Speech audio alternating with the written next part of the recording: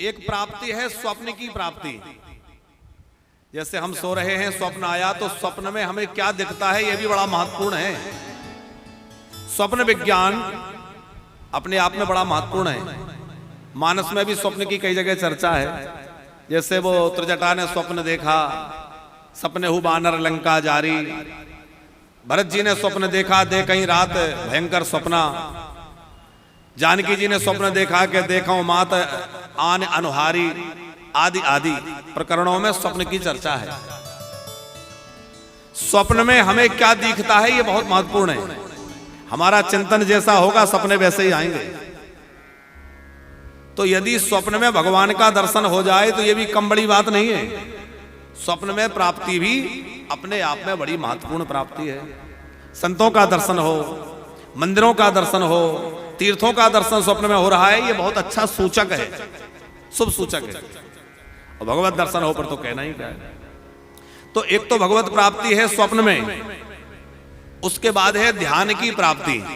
हम ध्यान लगा के बैठे हैं और हृदय में भगवान प्रकट हो गए, हमारे अंतःकरण में हमें भगवान का स्वरूप दर्शन हो रहा है।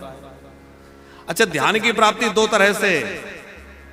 एक तो हमारे गुरुजी ने हमें जो स्वरूप दिया है, उस स्वरूप की दर्शन, अथवा सहज कोई स्वरूप अंदर प्रकट हो जाए, सहज में कोई अलग से स्वरूप आ जाए, तो वो ध्यान की प्राप्ति।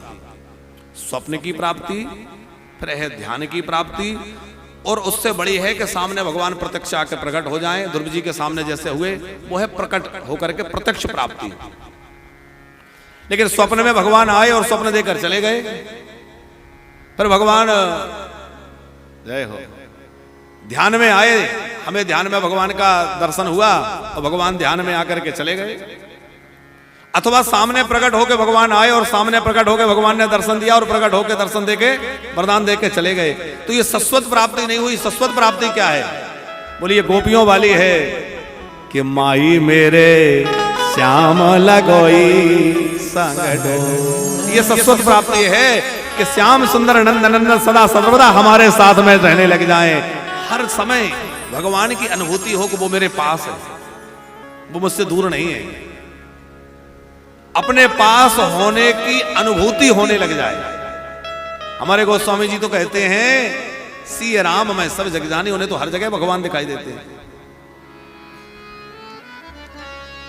उसका मतलब है जड़ में, चैतन्य में, चर में, अचर में, चल में, अचल में, सब जगह भगवत दर्शन होने लग जाए। वह है शाश्वत प्राप्ति। जिधर नजर जाए अपना सावरिया नजर आए। बहुत हो जाएंगे। अब क्या करें, आप लोग कहते होंगे ये भजन बहुत गाते हैं, ये लोग छेड़ देते हैं तान। हम सोचते हैं कथा आगे बढ़ाएं और ये लोग बड़ी तान छेड़ देते हैं, तो फिर हम पर उलझ जाते हैं।